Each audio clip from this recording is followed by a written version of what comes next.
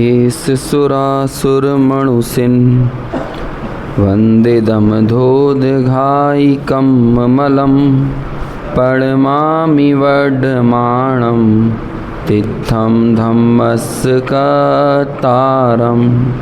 शेषे पुनस्तित्थयरे ससव सिद्धे विशुद्ध स्वभावे समणे अणाणदंसण चरित तव वीर्यायारे ते ते सवे समगम समगम पत्तेगमेव पत्तेगम वन्दामि अवटन्ते अर्हन्ते मानुषे खेत्ते किच्चा अर्हन्ताणं सिद्धाणं तहणमो गणहराणम् अज्झावयवगाणं साहुणं चेव सवेसिं तेसिं विशुद्धदंसण राणपहाणासमं समासेज उपसंपयामि सम्मं जत्तो निर्वाण संपत्ति।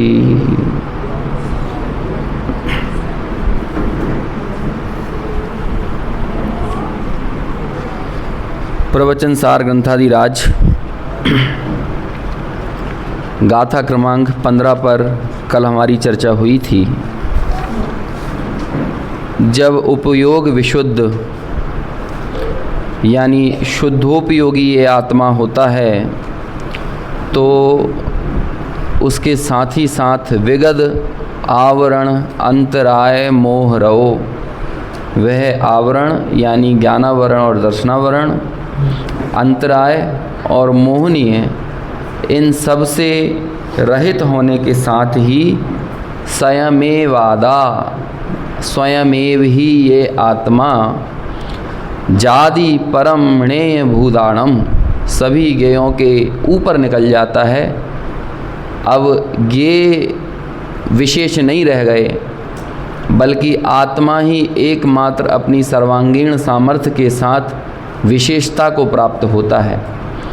अनादिकाल से ये आत्मा तिरोभूत हो रहा था और ज्ञेयों का आविर्भाव हो रहा था, लेकिन जब ज्ञान अपने ज्ञान भाव में ही स्थित हुआ तो अपने ज्ञान सामान्य का आविर्भाव किया और वे सारे ज्ञेय उसमें तिरोभूत हो गए। इसे ही कहते हैं कि संपूर्ण विश्व के ज्ञेयों को पी लेने की सामर्थ्य वाला ये आत्मा जब संपूर्ण ज्ञेयों को एक समय में अपने ज्ञान का विषय बना लेता है तो मानो कि पूरे विश्व को पी गया हो, ऐसी ये सामर्थ्य वाला आत्मा है। यहाँ पर आत्म स्वभाव मतलब केवल ज्ञान उसका आशय लिया गया है। गुरुदेव श्री ने जो कल हम उनके प्रवचन का अंश पढ़ रहे थे तो उसमें यहाँ पर जो यथाशक्ति विशुद्ध होकर वर्तता है और फिर आगे जाकर विशिष्ट विशुद्ध शक्ति प्रकट हो जाती है, ये टीका में ये लाइन आई है। आगे देखिए इसमें टीका में एक ऐसी देखिए, जो चैतन्य परिणाम स्वरूप उपयोग के द्वारा यथाशक्ति विशुद्ध होकर वर्तता है, वह आत्मा जिसे पद पद पर यानी प्रत्येक पर्याय में विशिष्ट विशुद्ध शक्ति प्रकट होती जाती है। तो यहाँ पर गुरुदेव ने उसका अर्थ किया, यहाँ पर शक्ति मतलब वो विशिष्ट पर्याय यानी केवल ज्ञान पर्याय, यहाँ पर शक्ति का अर्थ वो पर्याय लेना। ऐसा होने से अनादि संसार से बंधी हुई क्या निकल गई? दृढ़तर मोह ग्रंथि। अब देखो यहाँ पर दृढ़तर शब्द प्रयोग किया है, दृढ़ नहीं कहा और दृढ़तम नहीं कहा, है ना। यही तो कमाल है अमृत चंद्र का। कोई शब्द प्रयोग करते हैं तो उसके पीछे क्या मंतव्य है। यदि दृढ़ होती तो हम आसानी से निकाल देते, लेकिन अनादिकाल से हम उसे निकाल पाने में समर्थ नहीं हुए तो वो सामान्य नहीं है, दृढ़तर है। 83 नंबर की गाथा की टीका में इसी प्रवचन सार में अमृत चंद्र लिखते हैं अति रूढ़ दृढ़तर। मात्र दृढ़तर नहीं कहते बल्कि साथ में क्या लगा देते हैं? अति रूढ़। ये अति रूढ़ क्या होता है? जैसे रूढ़ीवादी मानसिकता कहते हैं ना, ये बड़ी रूढ़ीवादी मेंटेलिटी है। ऑर्थोडॉक्स है ना, बहुत सालों से वर्षों से चली आ रही हो तो हम उसे कहते हैं रूढ़ीवादी। तो मोह से ज़्यादा रूढ़ीवादी मानसिकता कोई हो सकती है, जो अनादिकाल से हम खींचे चले जा रहे हैं, ढोए चले जा रहे हैं। तो इसलिए उस मोह ग्रंथि को क्या नाम दिया? अति रूढ़, दृढ़तर। और काय के संस्कार, मोह के संस्कार से ज़्यादा कोई रूढ़ नहीं है और कोई दृढ़तर नहीं है। अच्छा, तो दृढ़तम क्यों यूज नहीं किया? क्योंकि अंततः हमने उसका नाश कर ही दिया ना। एक केवल ज्ञानी भगवान संपूर्ण विश्व के सामने ये बता देते हैं कि आत्मा ही बड़ा है। कर्म चाहे अनादि से कितने ही क्यों ना इस जीव को संसार में भरमा रहे हों, लेकिन फिर भी कर्मों की सामर्थ्य बड़ी नहीं है। जहाँ एक बार अंतर्मुख ये होता है, मतलब ये समझ लो कि एक व्यक्ति मोक्ष मार्ग की पूर्णता को पा लेता है तो उसने पूरे विश्व के सामने नज़ीर प्रस्तुत कर दी। नज़ीर समझते हैं? उदाहरण प्रस्तुत कर दिया। क्या उदाहरण प्रस्तुत कर दिया? कि इसे हराया जा सकता है, इसे परास्त किया जा सकता है। और हम ये भगवान के सामने जो दर्शन करने जाते हैं, आपने कभी विचार किया कि भगवान को देखकर हमें क्या मिलता है? क्या मिलता है? हमारे यहाँ भगवान प्रस्तावित ही नहीं है लौकिक कार्यों की पूर्णता करने के लिए, उन्हें संपन्न कराने के लिए। तो इनसे हमें क्या मिलता है? इन्हें देखकर कुछ ना कुछ प्रयोजन तो सिद्ध होना चाहिए कि नहीं? देखो, वो हमें लौकिक पदार्थ तो कुछ दे नहीं सकते हैं, लेकिन कमाल की बात है केवल ज्ञान भी नहीं दे सकते हैं, सम्यक दर्शन भी नहीं दे सकते हैं। यदि ऐसा कहा भी जाता है ना, मेरे न चाह कछु और ईश रत्नत्रय निधि दीजे मुनीश, तो ये भी उपचार की भाषा है। कोई रत्नत्रय भगवान को देखने से थोड़ी मिलेगा। तो फिर क्या है? भगवान के पास आकर हमें क्या मिला? कहते हैं बस एक प्रेरणा, एक आत्मबल। समझ में आया? वो एक पंडित जी साहब का भजन आता था ना, ब्रह्मचारी रविंद्र जी का, मुझे है स्वामी उस बल की दरकार, मुझे है स्वामी। भगवान के सामने खड़े होकर बोल रहे हैं, हे प्रभु मुझे है स्वामी उस बल की दरकार। कौन से बल की? जिस बल को पा कर के स्वामी आप हुए भव पार, मुझे है स्वामी। तो मुझे वो बल चाहिए, मुझे वो आत्मबल चाहिए। समझ में आया? ऐसे ही जैसे हम सकल के गए तदपि स्तुति पढ़ते हैं तो उसमें अपने दुखों का चिट्ठा प्रस्तुत करते हैं भगवान के सामने। तुमको ना बिन जाने जो कलेश पाए सो तुम जानत जिनेश। हे भगवान, हम हमारे दुख आपको क्या बताएं? आप हमसे अच्छे से जानते हो हमारे दुख। हैं पशु नारक नर, सुरगति मंझार, भाव धर धर मरियो अनंत बार। ये तो मेरी स्थिति रही है तुम्हें ना जानने के कारण, मतलब वीतरागी जिन शासन को ना जानने के कारण। तो अब क्या हो गया है?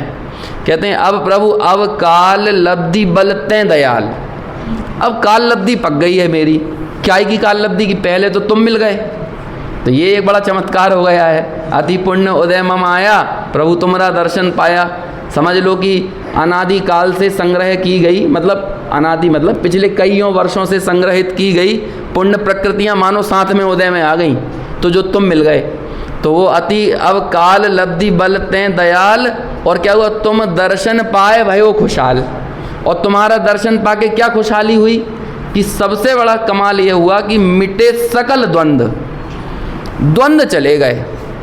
और ये हम सब की इस जीवन की सर्वोत्तम उपलब्धि यदि कोई है तो वो यही है कि द्वंद्व चला जाए।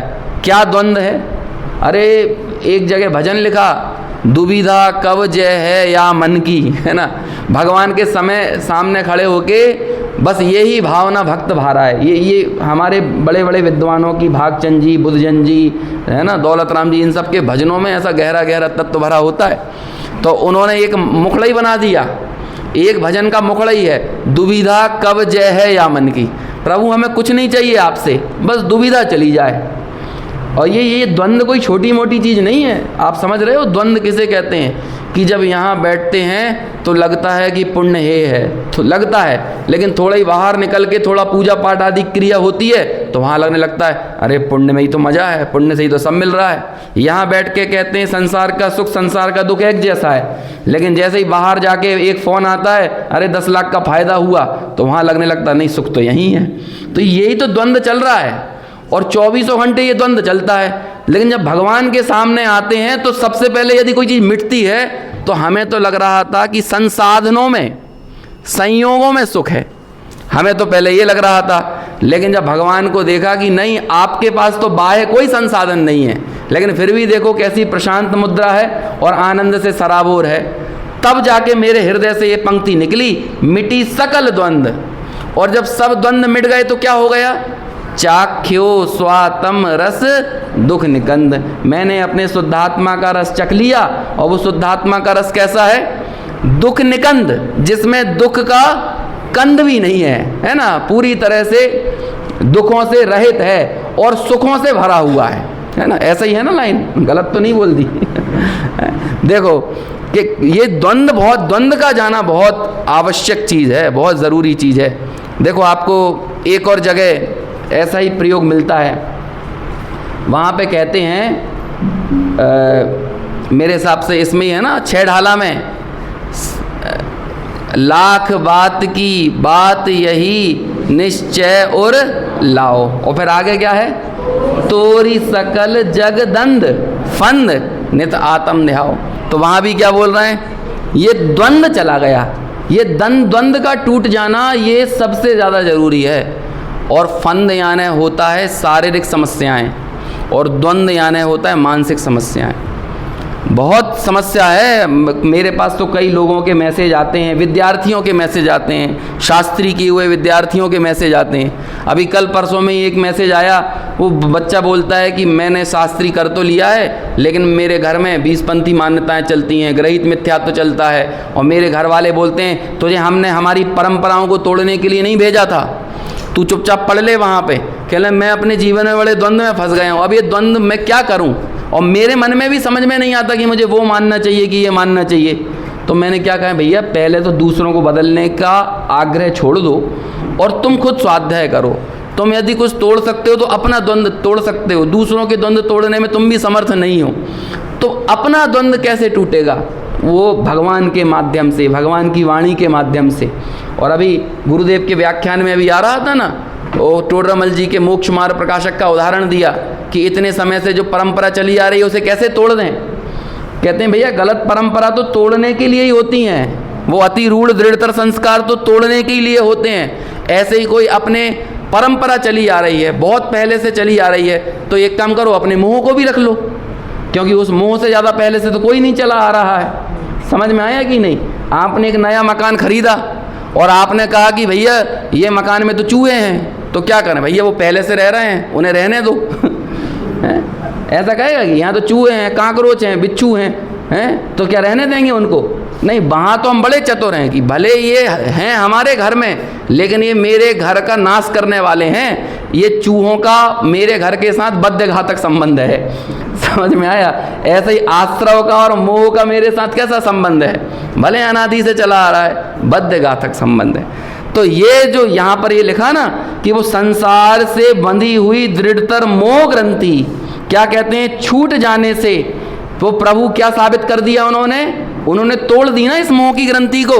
मतलब हम सब भी तोड़ सकते हैं। एक महापुरुष, जैसे लोक में चलता है ना, एक किसी गांव का बच्चा पढ़ लिख कर यदि IAS बन जाए तो बाकी के गांव के बच्चों को ताकत मिल जाती है कि जब ये बन सकता है तो हम भी बन सकते हैं। तो ऐसे ही एक अनादि संसार में फंसा हुआ जीव अपनी मोह ग्रंथि को तोड़कर मुक्ति के पथ पर आगे बढ़ जाता है, तो हम सबको ताकत मिल जाती है, हम भी तो बन सकते हैं, हम भी तो तोड़ सकते हैं। और गुरुदेव बार बार ये क्यों बोलते हैं, ये पंचम आराना संत 6 पंचम काल के ही हैं, और पंचम काल के ये संत कह रहे हैं मेरे लिए शुद्धोपयोग ही एकमात्र आदरणीय है। और वो कह रहे हैं मैंने शुभोपयोग की, क्या कहते हैं, इस गांठ को तोड़ने के लिए कमर कस ली है। और फिर वो शुभोपयोग की गांठ को तोड़ने के संबंध में कितना बड़ा विस्तार किया कि पंच परमेष्टि आदि के प्रति वर्तने वाला राग, और उसके लिए टीका में शब्द किया धूर्त अभिसारिका। समझ में आया? व्यभिचारिणी स्त्री जिसकी शादी तो कहीं और हुई हो और अपने पति को चुपचाप से मूर्ख बनाकर अपने पूर्व के किसी प्रेमी से मिलने चली जाए। ऐसे ही मुनिराज कहते हैं कि जो परिणति अपने शुद्धोपयोग में ही रमना चाहिए, वो अपने शुद्धोपयोग को छोड़कर शुभोपयोग में मजा लूट रही है, तो वो परिणति कैसी है? वो धूर्त अभिसारिका है। समझ में? मेरे लिए तो एक शुद्धोपयोगी अभिनंदनीय है। ये कौन कह रहे हैं, है ना? फिर गुरुदेव ने बहुत सारे रेफरेंसेस दिए। ये देखो, ये हॉलिस्टिक तरीके से चीज़ों को बताना होता है, सब उसे समग्रता के साथ। रिसर्च मेथडोलॉजी की, रिसर्च में, शोध की दुनिया में सबसे उत्तम शोध माना जाता है कंपैरेटिव स्टडी करना। और उसका आपको देखना एक उदाहरण यहाँ पर मिलेगा। जब हम 16वीं गाथा की टीका शुरू करेंगे ना, तो गुरुदेव तुरंत इस 16वीं गाथा को याद करने के साथ तुरंत याद करेंगे पंचास्तिकाय की 62वें नंबर की गाथा। अब यहाँ पर तो शुद्धोपयोग की पर्याय को लिया है और वहाँ कर्म के कारण होने वाले विकार की पर्याय को लिया 62वें नंबर की गाथा में पंचास्ति। अब ये देखो, ये गुरुदेव कोई ऐसा नहीं है कि पहले से कुछ तैयारी करके आ रहे हो, ये तो उनके चित्त में वो विषय पूरे से स्पष्ट हैं। क्यों इतना हॉलिस्टिकली? और आप याददाश्त देखो, 1979 के व्याख्यान चल रहे हैं, लगभग 1 वर्ष के अंतराल में गुरुदेव का देह विलय हो जाता है। आज आप 80, 85, 90 साल की उम्र में साफ साफ शब्द नहीं निकलते, भाषा नहीं निकलती है, भाषा व्यवस्थित नहीं होती है। लेकिन भाषा तो व्यवस्थित है, बुद्धि कितनी व्यवस्थित है, कितना प्रॉपर चीज़ों का स्मरण है, कितना एकदम किसी विषय को स्पष्ट करने के लिए अन्य विषय के जो रेफरेंसेस दिए जा रहे हैं वो कितने ज़्यादा मतलब उससे रिलेट करते हैं, संबंधित हैं। और फिर अपनी बात की सिद्धि करने में ये बताते हैं कि देखो अन्य ग्रंथों में भी यही विषय ऐसे सिद्ध होता है, वहाँ की विवक्षा ये है, यहाँ की विवक्षा ये है, लेकिन दोनों विवक्षाएं इस मूल तत्व को ही प्रस्तुत करते हैं। तत्व से बाहर जाकर कोई भी बात परस्पर में विरोधी हो जाती हो, है ना, पूर्वा पर विरोध सहित होती हो, तो ऐसा वहाँ पर देखने को नहीं मिलता। ये हॉलिस्टिक विज़न होता है। समझ में आया? देखो अभी यहाँ पर आगे इसको पूरा करके अगली गाथा की तरफ बढ़ते हैं। दृढ़तर मोह ग्रंथि छूट जाने से अत्यंत निर्विकार चैतन्य वाला और समस्त ज्ञानावरण, दर्शनावरण तथा अंतराय के नष्ट हो जाने से निर्विघ्न विकसित आत्मशक्तिवान, और फिर क्या लिख रहे हैं, स्वयमेव होता हुआ ज्ञेयता को प्राप्त पदार्थों के अंत को पा लेता है। अब कृतकृत्य हो गए, अब कुछ जानना बाकी नहीं रहेगा। अब असली कृतकृत्य नाम है ना, अब कुछ करना बाकी रहा।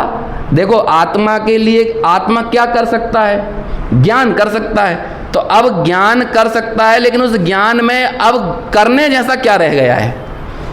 क्योंकि सबको तो जान लिया ना, तो सबके ऊपर निकल गया, तो सबके ऊपर चला गया, तो अब उसे कुछ भी जानना बाकी नहीं रहा। तो इसे यहाँ पर कह रहे हैं ज्ञेयता को पार कर गया है। ये वैभव है, ये आत्मा का वैभव है, ये आत्मा की असली सम्मान है। जब हमें देखो लोक में भी ऐसा चलता है कि अब आपके यहाँ कैसा चलता है पता नहीं, जब 7 फेरे लगते हैं तो पहले 6 फेरों में तो लड़की आगे होती है ना, लेकिन वो 6 फेरों में आगे रहे चाहे 60 फेरों में आगे रह जाए, शादी कंप्लीट नहीं मानी जाती। वो एक बार लड़की पीछे होती है, मतलब वधू पीछे होती है और वर आगे होता है, तो वो विवाह संपन्न माना जाता है। ऐसे ही ये पर्याय गेय के पीछे कितनी पिछलग्गू बनी घूमती रहे, और हम जितना गेयों को जानने जाएंगे, गेय उतने दूर भागते चले जाएंगे, मतलब उसके परिणाम स्वरूप आपका ज्ञानावरणीय बढ़ने वाला है। गेय की लुब्धता ज्ञान को अक्षर में के अनंत में भाग बना देगी, गेय लुब्धता का परिणाम। लेकिन जो गेय को छोड़ देता है, गेय को दृष्टि से हटा देता है, गेय को तिरोभूत कर देता है, तो गेय कहते हैं नहीं, हम तो उतर आएंगे तुम्हारे ज्ञान में, और ज्ञान की एक समय की पर्याय में। समझ में आया? एक लोक में एक चलती हैं पंक्तियाँ, एके साधे सब सधे, सब साधे सब जाए। अभी थोड़ा सा बदल दो इसको, एक जाने सब जने और सब जाने सब जाए। एक को जान लेगा तो सब जानने में आ जाएंगे, और सबको जानने चला जाएगा तो, है ना, तो वो बैल की भांति जुगाली करता है। समझ में आया ना? एक सर्व पदार्थों को जानने की इच्छा तो है, लेकिन जान किसी को नहीं पाता, और जब जान नहीं पाता तो क्षुब्ध होता है। ज्ञप्ति परिवर्तन रूप क्षोभ, ऐसा शब्द प्रयोग किया प्रवचन सार ग्रंथ में। ज्ञप्ति परिवर्तन का क्षोभ, कि पहले एक विषय को जाना, फिर उससे थोड़ी देर के बाद बोर हो जाता है, फिर नया विषय। हमें पता नहीं है ये गेय लुब्धता ने कितना बवंडर खड़ा कर दिया है। आज आपको क्या लगता है, एक दूरदर्शन था और आज हज़ारों चैनल हो गए, काय के कारण हुए हैं? ये 60-60 हज़ार रीलें एक एक दिन में रिलीज हो रही हैं, ये किस कारण से हो रही हैं? ये गेल उपदतई के कारण से तो है। ये रसना इंद्रिय की तृष्णा, चक्षु की तृष्णा, घ्राण की तृष्णा, कर्ण की तृष्णा, हमें पता है कितना कितना ये आज OTT प्लेटफॉर्म पर हर महीने दबाव है। अब नई वेब सीरीज लेके आओ, अब नया एपिसोड लाओ, नई फिल्म लाओ, कितनी समस्याएं हैं। और आप पूरा जीवन भी लगा दोगे ना, नॉन स्टॉप 24 घंटे यूट्यूब चलाते रहो, तो भी आप यूट्यूब पर जितने वीडियो अपलोड हैं वही नहीं देख पाओगे। और ये गेल उपदत्ता सबकी अलग अलग प्रकार की है। अभी कई लोगों को ये लगता है आजकल तो 1 घंटे में आदमी 10 प्रवचनों को सुन के जाता है समझ में आया ना? जैसे 9 से 10 जगह से प्रवचनों का प्रसारण हो रहा हो यूट्यूब पे, तो सब जगह जय जयन ठोक के आ जाता है वो है सब जगह। अब वो बताओ, किसी बात को ग्रहण करने गया था कि अपने अस्तित्व को बताने गया था कि हाँ मैं तुम्हारे को भी सुन रहा हूँ, मैं तुम्हें भी सुन रहा हूँ, मैं तुम्हें भी सुन रहा हूँ, है? अरे बहुत स्थिरता का मार्ग है। जैन शासन भागना नहीं सिखाता है, ठहरना सिखाता है। और यदि हमें विश्राम करना नहीं आ रहा है और हमारे अंदर भागने की ही वृत्ति अंदर में पड़ी हुई है, अब ये भी सुन लें, ये भी पढ़ लें, ये भी देख लें, तो विचारोगे कब? और विचारोगे नहीं तो बेचारे बन जाओगे। बस यही होने वाला है। विचार करने के लिए बहुत ठहराव जरूरी है। और बहुत समस्या है आज व्यक्ति के लिए एकांत मौत से भी ज़्यादा खतरनाक लगता है। और आप देख लो, कोविड के टाइम पे जान रहा था कि बाहर निकलोगे तो हो सकता है मर जाओगे, चुपचाप घर में आइसोलेटेड रहो, लेकिन तो भी छोड़ के भगता था मौत की कीमत पर भी, क्योंकि उसे एकांत बड़ा भयानक लगता है। स्वसंवेदन के बगैर एकांत को स्वीकार करना बहुत दूभर काम है। और ऐसे तत्व की महिमा नहीं आएगी, निज तत्व की महिमा नहीं आएगी तो एकांत कभी प्रिय नहीं लगेगा। और एकांत प्रिय नहीं लगेगा तो मुनि दशा प्रिय नहीं लगेगी, श्रावण्य प्रिय नहीं लगेगा, एकाग्रता प्रिय नहीं लगेगी। महिमा आना बहुत ज़रूरी है। और महिमा लाने के लिए यहाँ पर उस तत्व का ज्ञान कराया जा रहा है। तो कहते हैं आगे जो घटने वाला जो परिणमन है, जो स्वभावभूत परिणमन है, जिसे स्वभाव अर्थ पर्याय कहते हैं, वो कैसे प्रकट होगा? स्वयमेव आत्मा स्वयमेव। तो वो अब ये स्वयमेव की व्याख्या करना ज़्यादा ज़रूरी हो जाता है कि स्वयमेव मतलब क्या। तो उसी बात को बताने के लिए फिर अगली गाथा आएगी। देखो, इसे आखिरी लाइन पूरी करता हूँ। स्वयमेव क्या हुआ? होता हुआ गेयता को प्राप्त पदार्थों के अंत को पा लेता है। यहाँ यह कहा है आत्मा ज्ञान स्वभाव है। आगे जाकर शायद 39-40 नंबर की गाथाओं में इसी बात को मूल गाथा में कहेंगे। आत्मा ज्ञान स्वभाव है और ज्ञान ज्ञेय प्रमाण है। मतलब ज्ञान कितना? जितने ज्ञेय, क्योंकि ज्ञेय से बाहर यदि ज्ञान हो जाएगा तो वो मिथ्या ज्ञान है। समझ में आया ना? सम्यक ज्ञान किसे कहते हैं? केवल ज्ञान भी सम्यक ज्ञान है ना। तो ज्ञान कितना होगा? जितने ज्ञेय होंगे। अब इसकी बहुत अच्छी परिभाषा अपने रत्नकंठ श्रावकाचार्य में दी समंत भद्राचार्य ने। ज्ञेय का जिक्र किए बगैर ज्ञान को परिभाषित किया।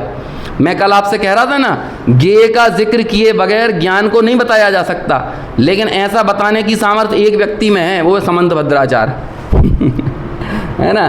वो समंत भद्राचार्य की युक्तियाँ अद्भुत होती हैं और उन्होंने ज्ञेय का नाम लिए बगैर सम्यक ज्ञान को बता दिया कि सम्यक ज्ञान किसे कहते हैं। तो क्या कहते हैं? अन्यून मनतिरिक्तम याथा तथ्यम बिना च विपरीतात निस्संदेहम वेद यदाहुस्त ज्ञान मागमिना। कि जो कम ना जानता हो, जो ज़्यादा ना जानता हो, है ना। क्या कहा? अन्यूनम अनतिरिक्तम, कम ना जाने ज़्यादा ना जाने, याथा तथ्यम जैसा है वैसा जाने। और क्या कहा? बिना च विपरीतात, विपरीत ना जाने, निस्संदेहम संदेह सहित ना जाने, यद आहु जो है, तज ज्ञानम आगमिना, उसे ही सम्यक ज्ञान कहा है गणधरों ने, आचार्यों ने, अरहंतों ने, मुनिराजों ने। वो ही सम्यक ज्ञान। अब बोलो ज्ञेय का नाम कहाँ पर आया है? ज्ञान को ज्ञान से ही परिभाषित कर दिया ना, जो कम ना जाने ज़्यादा ना जाने। तो कम ना जाने ज़्यादा ना जाने ऐसा सर्वोत्तम उत्तम पूर्णता को प्राप्त सम्यक ज्ञान कौन सा है? केवल ज्ञान। समझ में आया ना? जो कम नहीं जानता, ज़्यादा नहीं जानता। अच्छा, आपको कौन सा अकाउंटेंट रखना है? जो 2 और 2 3 लिखता हो या 2 और 2 5 लिखता हो? कौन सा? नहीं, ये कैलकुलेशन करने में कुछ कमी नहीं निकालता है। जब हिसाब किताब शाम को देता है ना, तो जैसे यदि 50,000 का व्यवसाय हुआ हो तो ये 48,000 नहीं निकालता, लेकिन 52,000 निकालता है। तो बोलो सही है कि नहीं? नहीं, जैसा हो वैसा निकाल भाई, समझ में आया? लेकिन क्या है, हम लोग झूठ के दीवाने हैं आज के समय में, है ना। हम यदि फ़ोटो खिंचवाने भी जाते हैं तो बोलते हैं भैया एकदम हीरो जैसी आना चाहिए। अरे भाई, हीरो जैसी आएगी वो तो गलत हो जाएगी ना, तू जैसा लगता है वैसी आना चाहिए। अब बोलो, उसमें तुम फ़ोटो खिंचवाने जाओ और उसमें किसी फिल्मी एक्टर की फ़ोटो चिपका दी जाए तो वो फ़ोटो चाहिए? अरे जैसे हो वैसे, सत्य से लेकिन बहुत इंसान भागता है। समस्या यही है, यदि कोई 90 साल का हो जाए, अस्पताल में एडमिट हो, तो अगली गति क्या दिख रही है? अभी आप यदि जाकर उससे अस्पताल में बोल दोगे कि भैया दादाजी अब हो गया आपके उम्र एकदम अंतिम पड़ाव पर पहुंच गई है, अब तो जो तत्व आपने जीवन भर सुना है पढ़ा उसका ग्रहण करो, समाधि में जाओ, समाधि मरण करो, तो उन्हें लगेगा कि ये कहाँ से आ गया भाई, भगाओ इसे यहाँ से। हैं? और वो यदि कोई दूसरा आदमी बढ़िया एप्पल लेकर आए जो खा भी ना पाए दादाजी, और फिर उसके बाद कहे कि आप ये खाओगे, अरे अभी आपको कुछ नहीं होना, अभी आपको पोते की भी शादी देखना है, पर पोते की भी देखना है, हाँ इसे बिठा लो यहीं यहीं बिठा लो। तो झूठी बात सबसे ज़्यादा पसंद आती है, ये हमारी झूठ के प्रति दीवानगी है। क्या कहे, अभी बर्थडे में आकर कोई कहे 25वां जन्मदिन मनाए, चलो भैया तुम्हारे 25 निकल गए, अब तुम्हारे जीवन के 25 वर्ष कम हो गए, अब मौत की तरफ आगे बढ़ रहे हो, तो ऐसा बर्थडे विश कौन चाहता है? लेकिन अखंड झूठ बोलो, है निरतिचार झूठ तो आप निरतिचार झूठ बोलो सामने वाले के सामने आके, अरे तुम जियो हजारों साल, साल के दिन हो 50,000, ये शब्द निकलने से पहले बोल रहे हैं कि मैं झूठ हूँ लेकिन फिर भी व्यक्ति कहेगा हाँ यही सुनाओ, है ना। क्या है, ये झूठ के प्रति दीवानगी है भाई साहब। क्या बताएं आपको, जो मोक्ष मार्ग का शगुन है ना, वो संसार का अपशगुन है, और जो संसार का सगुन है वो मोक्ष मार्ग का अपशगुन है। अभी कोई की शादी की बारात निकले और आपको रुक जाओ, पहले अपन थोड़ी अच्छी बातें कर लेते हैं, और माइक छीनो, और माइक छीन के बोलो हाँ भाई राजा राणा छत्रपति हाथ इनके असवार, और मरना सबको एक दिन अपनी अपनी बार। समझ में आए? बाजे बाद में बजेंगे, पहले आप बजोगे होगा कि नहीं? और वही ये धर्म के मार्ग में लोक में कहते हैं ना कि दूधो नहाओ पूतो फलो, मतलब खूब लक्ष्मी हो तुम्हारे पास, खूब बाल बच्चे हों, तो ये तो संसार का शगुन है, ऐसा आशीर्वाद दिया जाता है। लेकिन यहाँ मोक्ष मार्ग में आओगे तो क्या कहा जाएगा? लक्ष्मी बड़ी, अधिकार भी घर बढ़ गया क्या बोलिए, है ना, परिवार और कुटुंब है क्या वृद्धि नए पर तौलिए। हवा निकाल दी है संसार के आशीर्वाद की। तो ये एकदम उल्टी बात है, दुनिया को उल्टी बात लगती है। गुरुदेव तो कहते हैं सीधी बात तो यही है, अब तूने अभी तक नहीं सुनी तो हम क्या कर लें, है ना। इसलिए कल एक बात अपन ने कही थी ना, पीर ग्रुप प्रेशर, है ना, हमारे आसपास के लोगों के प्रेशर को, उसके प्रेशर में नहीं आना, ये वर्तमान युग की सबसे बड़ी चुनौती है, क्योंकि समस्या बड़ी जटिल है। समझ में आया? हमारे आचार्य भी रोशनी का व्यवसाय कर रहे हैं अंधों के बाजार में ये व्यवसाय काहे का चल रहा है? दीपक का व्यवसाय कर रहे हैं अंधों के बाजार में। अब अंधों के बाजार में दीपक दिखे किसे ये रोशनी दिखे किसे, है ना बड़ी समस्या है। क्योंकि समूह जैसा होता है, उस समूह के अनुरूप यदि चलोगे तो आपकी स्वीकार्यता बढ़ती है, लेकिन समूह के विपरीत हो जाओ तो बीमारों की बस्ती में स्वस्थ व्यक्ति सबसे असामान्य होता है जब सब लोग बीमार हों, जब सब लोग मास्क लगाए घूम रहे हों, तो जो मास्क नहीं लगाएगा वही तो सबसे ज़्यादा असामान्य लगेगा। और जब सब लोग मास्क उतारे हों, तो जो मास्क लगाया हुआ होगा वो कैसा लगेगा? वो असामान्य लगेगा। ऐसे ही मिथ्यात्वियों के बाजार में सम्यक की बात करना सबसे ज़्यादा असामान्य है, शुभोपयोग के बाजार में शुद्धोपयोग की बात करना सबसे असामान्य है समझ में आया? लेकिन ये तो आचार्य हैं, वो ये कहते हैं कि ये शुभोपयोग धूर्त अभिसारिका है, और मैंने इसको भी ख़त्म करने के लिए अपनी कमर कस ली है। अब ये यही सत्य बात है। इसीलिए आज मानो, चाहे कल मानो, चाहे अनंत काल बाद मानो, लेकिन मानना तो यही पड़ेगा। समझ में आया? देखो आगे, इसलिए जितना ज्ञान कितना और सम्यक ज्ञान कितना, जितने गे से बाहर गे ना हो और ज्ञान उन गेयों के बाहर का भी कुछ जानकर आ जाए, तो ऐसा ज्ञान कभी सम्यक ज्ञान नहीं माना जा सकता। ज्ञान गेय प्रमाण है, इसलिए समस्त गेयों के भीतर प्रवेश को पाता प्रवेश को प्राप्त, समस्त गेयों के भीतर प्रवेश कर गया, मतलब समस्त गेयों के उन द्रव्यों के गुणों को, उनकी पर्यायों को और उनके अविभागी प्रतिच्छेदों को, उनके सबसे सूक्ष्म शक्त्यंश को भी जान लेने में जो समर्थ हो गया है, ऐसा केवल ज्ञान स्वयमेव आदा। कैसे होता है केवल ज्ञान? स्वयमेव। इसकी चर्चा करते हुए गुरुदेव कहते हैं कि लोक में कहा जाता है, अब मैं वो सारा अंश पढ़ के नहीं बता सकता हूँ, है ना, बहुत सुंदर चर्चा है, कि कोई लोग कहते हैं कि पहले वीतरागता होती है तो वीतरागता के कारण सर्वज्ञता आई। कहते हैं ये तो पूर्व की पर्याय का ज्ञान कराने के लिए बस ऐसा कथन किया है, लेकिन वीतरागता से आई और सर्वज्ञता से आई। समझ में आया? हम ये जो बात बोल रहे हैं तो मेरे शब्द तुम्हारे कानों में पड़े तो पहली चीज़ तो कानों में पड़े नहीं, और कानों यदि तुम्हें लग रहा है कि कानों में पड़े और कानों के में पढ़ के तुमने कुछ सुन लिया और समझ लिया, तो ऐसी बात भी नहीं है। शब्द की पर्याय शब्द में है, कानों की पर्याय कानों में है। कान और शब्द सदाकाल जुदा जुदा हैं, और इन शब्दों से और कानों से तुम्हें ज्ञान प्रकट हो गया हो तो ऐसा भी नहीं है। ज्ञान का परिणमन ज्ञान से है, और ज्ञान का वर्तमान कालीन परिणमन का सटकारक उस ज्ञान की वर्तमान पर्याय में ही पड़ा हुआ है, पूर्व की पर्याय से नहीं हुआ है। जब ये गाथा शुरू करते हैं 16वें नंबर की गाथा, तो मालूम क्या कहते हैं गुरुदेव? कैसे शुरू करते हैं? कहते हैं यहाँ तो दिगंबर आचार्यों ने स्वतंत्रता का ढिंडोरा पीटा है। काय का ढिंडोरा पीटा है? स्वतंत्रता का ढिंडोरा पीटा है। अब बोलो इससे ज़्यादा स्वतंत्रता और कहाँ मिलेगी? और है जहाँ एक एक पर्याय की कितनी अब जब पर्याय में कुछ करने जैसा भी नहीं रह गया है तो मात्र क्या कौन सा भाव उभर कर सामने आता है? ज्ञातृत्व, ज्ञाता भाव। और ज्ञाता भाव लाए नहीं हो, ज्ञाता हो। और जब ये बात समझ में आएगी तब वो द्रव्य संग्रह की वो 56 नंबर की गाथा है ना, माँ चिट्ट है माँ जंप है वाली जो गाथा है ना, दादा के जीवन के आखिरी प्रसंगों में मानो की वही गाथा घुल गई थी। बस इसलिए वो जो रचनाएं भी निकली ना जितनी आखिर में, चाहे वो श्रवण शतक हो, तत्व चिंतन हो, क्रम नियमित पर्याय हो, तो उन सब रचनाओं में कोई चेष्टा मत करो, कोई भी चिंतन मत करो और कुछ भी बोलो मत। समझ में आया? तो क्या करो? अप्पा अप्पम मी रहो। कितना छोटा, देखो कई लोग कहते हैं इतना सब आप बोल रहे हो, हमें याद ही नहीं रहता, हमें समझ में ही नहीं आता। तो इतना सब याद करने लायक भी नहीं है और समझने लायक भी नहीं है। तो समझने लायक कितना है? अप्पा अप्पम मी रहो, और इतने ही समझने लायक है। आत्मा हो, आत्मा में रहो। और भाव पाहुड़ में और अष्टपाहुड़ में अनेक स्थानों पर ये यहाँ से गाथा शुरू हुई है, अप्पा अप्पम मी रहो, या फिर गाथा में ये वाला पद यूज किया है, आत्मा हो आत्मा में रहो। आचार्य कुंद ने भी कईयों बार कई परमागमों में ये वाला शब्द प्रयोग किया।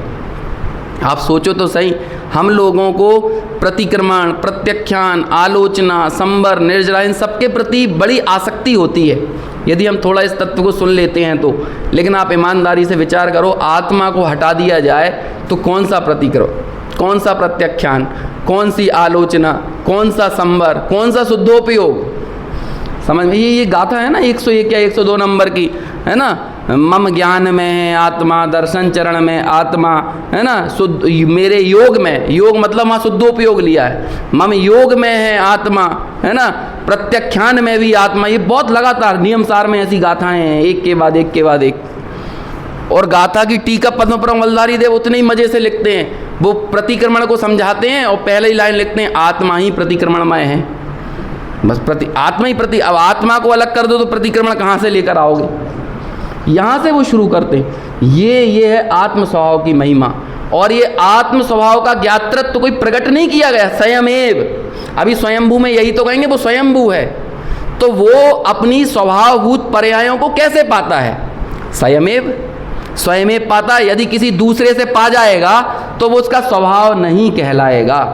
ये अत्यंत मोक्ष मार्ग की स्वाधीनता का शंखनाद है, और इससे बड़ा शंखनाद आपको और कहाँ मिलेगा स्वाधीनता का, है ना। अब जितना समझ में आए तो समझो, लेकिन है तो यही है ना, है बात तो ऐसी ही है। देखो आगे बढ़ते हैं। अब ये जो लिखा ना इसकी उत्थानी का 16वें नंबर की गाथा की, इस उत्थानी, अभी देखो अभी जो प्रवचन चल रहा था शुभोपयोग अधिकार का, सिर्फ उत्थानिका पर 20-25 मिनट से बोल रहे थे गुरुदेव, उत्थानिका का इतना रस आ रहा था। उत्थानिका समझते हैं ना, ये गाथा के ऊपर जो लिखी हुई रहती हैं, है ना, जिससे अगली गाथा को रिलेट किया जाता है। उत्थानिका का ही मज़ा ले रहे हैं। कितना ज़्यादा मतलब आचार्यों से, आचार्यों के शब्दों से, उनके भावों से बंध कर चलते हैं। और हम सबकी भी जिम्मेदारी उतनी ही बढ़ जाती है कि हम इधर उधर की बात हो, ये जो उदाहरण दृष्टांत देते हैं, इनमें कोई बड़ी दम नहीं है। आचार्य कुंद ने एक दृष्टांत दिया गाथा में, 35 नंबर की गाथा में, है ना, कि वो धोबी के यहाँ से वस्त्र, कोई गलत वस्त्र ओढ़कर सो रहा था, वो वाला उदाहरण। तो आगे मालूम तुरंत एक कलश लिखते हैं अमृत चंद्राचार्य उस दृष्टांत के बाद, कहते तुम्हें दृष्टांत सुन के मज़ा आया ना, मज़ा आया, आनंद पैदा हुआ कि नहीं? तो कहते हैं हाँ आनंद तो पैदा हुआ। कहते हैं जिससे पहले कि आनंद की खुमारी उतरे तो इस दृष्टांत के माध्यम से जो दार्ष्टान्त था, है ना, ऐसे अपने उपयोग को उपयोग में लगा लेना, क्योंकि ये आनंद की खुमारी उतर जाएगी तो पता नहीं तुम्हारा उपयोग कहाँ चला जाएगा।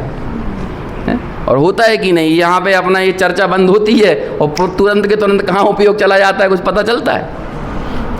पिछली बार यहाँ पर आए थे तो भाई साहब ने वो प्रलय का उदाहरण समझाया था, पल में प्रलय होएगी बहुरी करेगा कब, दीपावली पर 2024 में।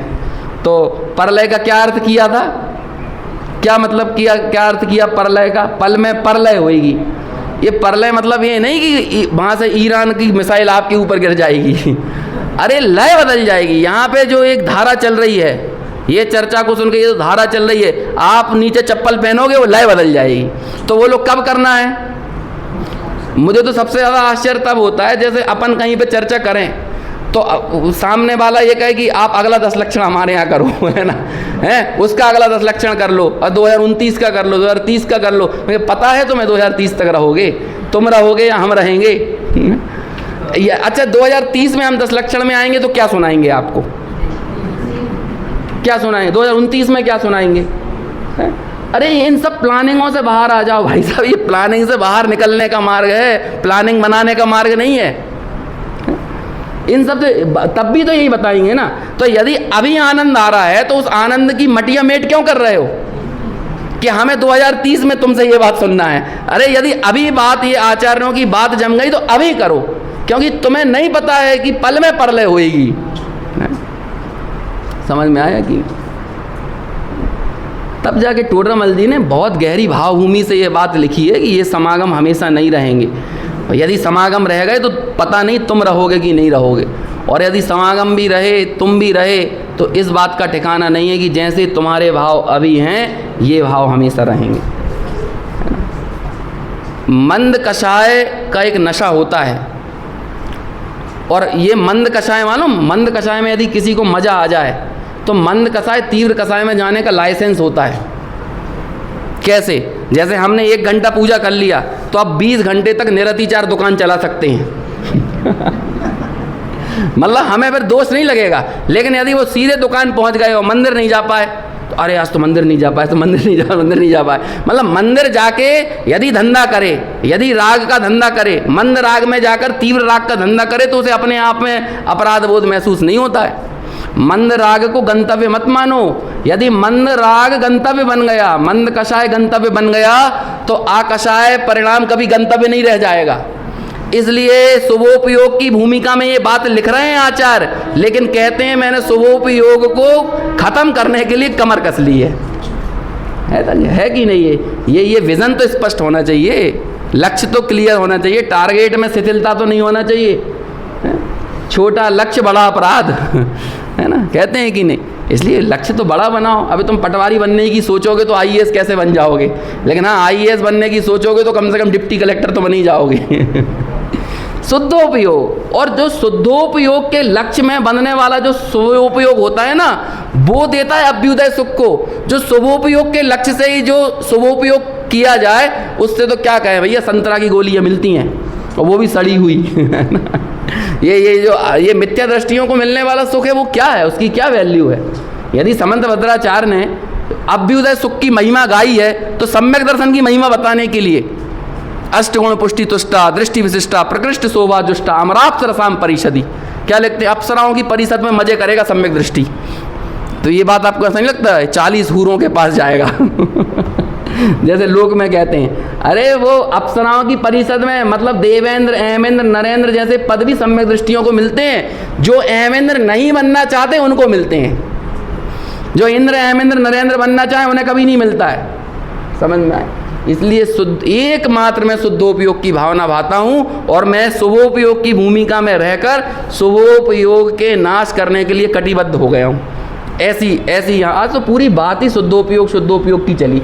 पूरे व्याख्यान में शुभ परिणाम अधिकार है, लेकिन महिमा पूरी शुद्धोपयोग की गाई जा रही है। समझ में आया? देखो आगे बढ़ते हैं, अगली उत्थानी का देखो आप। अब शुद्धोपयोग से होने वाली शुद्धात्म स्वभाव की प्राप्ति, यहाँ शुद्धात्म स्वभाव मतलब हमें बाय डिफॉल्ट क्या मान लेना है? केवल ज्ञान। समझ में आया? की प्राप्ति अन्य कारकों से निरपेक्ष यानी स्वतंत्र होने से अत्यंत आत्माधीन है। ये जो इतनी सी बात लिखी ना, अन्य कारकों से निरपेक्ष। अब इस अन्य कारकों की चर्चा में नीचे भिन्न षटकारक की चर्चा आएगी, अभिन्न षटकारक की चर्चा आएगी, निमित्त उपादान की बात आएगी। सारी चर्चा इसके अंदर गर्भित है। और इसी प्रकरण में अन्य कारकों से निरपेक्ष बताने के लिए पंचास्तिकाय की 62 नंबर की गाथा को याद किया। देखिए वो निकालिए जरा, गुरुदेव का प्रवचन सुधा निकालिए। प्रवचन सुधा में ये वाली ये चर्चा जहाँ शुरू होती है ना, 156 या 157 नंबर का पेज होगा, बस उतना सा थोड़ा सा हिस्सा पढ़ के अभी चर्चा पूरी करेंगे अपन। 158 है, हाँ, तो वो निकालिए। देखो यहाँ से, अब शुद्धोपयोग से होने वाली शुद्धात्म स्वभाव की प्राप्ति यानी चैतन्य भगवान आत्मा, अब शुद्धोपयोग से होने वाली शुद्धात्म स्वभाव की प्राप्ति अर्थात चैतन्य भगवान आत्मा का द्रव्य और अनंत गुण जो शुद्ध हैं, वैसी शुद्ध दृष्टि, शुद्ध ज्ञान और शुद्धोपयोग से शुद्ध स्वभाव की प्राप्ति होती है। समझ में आया? शुद्धात्म स्वभाव अर्थात केवल ज्ञान। कहते हैं कि शुद्धोपयोग से होने वाली शुद्धात्म स्वभाव की प्राप्ति आहा। अब ये देखो, अन्य कारकों, अब नीचे अन्य कारकों से निरपेक्ष। अब भाषा देखिए, नीचे आइए। हाँ, ये अन्य कारकों से निरपेक्ष। अब भाषा देखिए, कर्म के कारकों की अपेक्षा से रहित। आहा, बहुत अच्छी बात है। गाथा में स्वयंभू है ना, अन्य कारक के कारण से अर्थात किसी कर्म का क्षय होने से केवल ज्ञान हुआ, ज्ञानावरणी का क्षय होने से केवल ज्ञान हुआ, ऐसी अपेक्षा जहाँ नहीं, ऐसा कहते हैं। वह तो स्वयमेव स्वयं के षट कारक से उत्पन्न हुआ केवल ज्ञान है। आहा, वह पंचास्तिकाय की 62वीं गाथा के साथ अनुसंधान हो गया। तो क्या कहा था पंचास्तिकाय की 62वीं गाथा में? कहते हैं विकार के परिणाम, यहाँ पर क्या है? स्वभाव परिणाम। और वहाँ 62वीं गाथा में क्या कह रहे हैं? विकार का परिणाम। वहाँ कहा कि विकार के परिणाम के षटकारक उसमें ही, जैसे कि वर्तमान समय का मिथ्यात्व किसने किया? वर्तमान समय का जो मिथ्यात्व, वर्तमान समय का क्रोध, वर्तमान समय का मान, माया, लोभ, जो कुछ भी है, ये सब किसने किया? कहते हैं उस पर्याय ने खुद ने किया। अच्छा, उसकी पूर्ववर्ती पर्याय ने किया? नहीं। उसके आगे वाली पर्याय ने किया? किसी ने नहीं। उस समय की पर्याय का षटकारक उसमें ही विद्यमान है। अब ये षटकारक की चर्चा अपन दोपहर में और शाम के समय करेंगे, और वहाँ पर बात थोड़ी और निखर कर सामने आएगी, कैसे भिन्न षटकारक और कैसे अभिन्न षटकारक। अरे पहली गहरी बात और सुनो, षटकारक ये खड़े करना, इसका नाम ही व्यवहार है। अब चाहे अभिन्न षटकारक करो चाहे भिन्न षटकारक करो, षटकारक खड़े कर दिए ना आपने। एक पर्याय को आपने 6 दृष्टियों से देखा, तो 6 कर दिया मतलब भेद कर दिया कि नहीं? तो चाहे अभिन्न षटकारक की बात कहो चाहे भिन्न की कहो, ये दोनों ही बातें कौन सी हो गई? व्यवहार की हो गई। तो फिर वो कैसे होती है? हम जब भी कुछ बोलने जाएंगे ना, वो व्यवहार ही हो जाएगा। क्योंकि हमें किसी ना किसी तरह से जिस एंगल से आपको बात बताना पड़ेगी, वो कैसे हुई? कहते हैं दृष्टि में से बाहर में करने धरने, अपनी पर्यायों में भी कुछ करने धरने जैसा नहीं है, पर पर्याय का तो छोड़ ही दो, तब जाकर वो ज्ञान में लवलीन होगा। और जहाँ थोड़ा सा भी कुछ करने का विकल्प बाकी रह जाएगा, तब ज्ञान में स्थित नहीं होगा। और यहाँ पर तो यही भावना भा रहे हैं ना, मैं रहूँ आप में आप लीन, अप्पा अप्पम मी रहूँ, ये इसी का हिंदी ट्रांसलेशन है, मैं रहूँ आप में आप लीन। देखो आगे पढ़ के पूरा करते हैं इसे। वह पंचास्ती काय की 62वीं गाथा के साथ अनुसंधान हो गया। विकार के परिणाम यानी स्वयं के षटकारक के परिणाम से स्वयं से होते हैं, उन्हें अन्य कारकों की अपेक्षा नहीं। विकार के कारकों को भी अन्य कारक की अपेक्षा नहीं। आहा हा, जिस काल में जो पर्याय स्वयं से स्वयं के षटकारक से उत्पन्न हुई उसे अन्य की अपेक्षा क्या।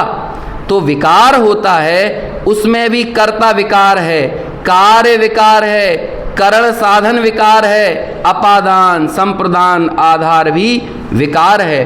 विकार की, मिथ्यात्व की और राग द्वेष की पर्याय भी ऐसी ही है। तो फिर आहा हा, स्वभाव के कारण स्वयं ही कर्म द्वारा समाश्रित होने से, अब यहाँ पर ये स्वभाव की पर्यायों के कर्ता, कर्म, करण, संप्रदान, अपादान और अधिकरण, ये सब कौन हैं? इन सभी के सभी षटकारकों में कौन तैर रहा है, कौन निरंतर बह रहा है? आत्मा, आत्मा, आत्मा, आत्मा।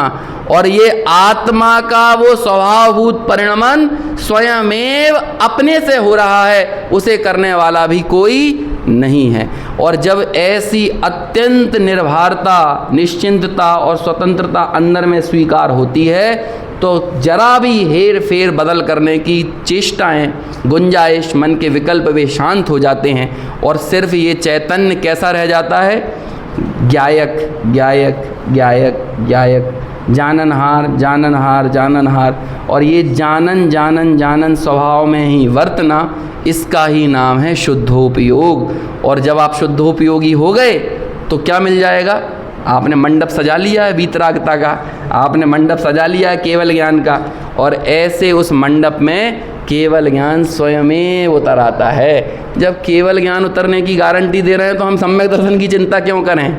उसमें जब केवल ज्ञान उतर आएगा तो सम्यक दर्शन तो उतर ही आएगा। तो ये एक यथोक्त प्रोसेस है। बात कही जाती है पूर्वचर व्यवहार की अपेक्षा से प्रोसेस, वास्तव में तो ज्ञान स्वभाव जो मेरा है और मुझे ज्ञाता रहना यही एकमात्र इष्ट है। इसके अलावा कुछ भी करने का भाव, विकल्प, चेष्टाएं वो सब मेरा अनिष्ट हैं। परमेष्टि बनना है तो अपने इष्ट की उपासना करो और जानते रहना ही मेरे लिए परम इष्ट है और यही परमेष्टि बनने का मार्ग है।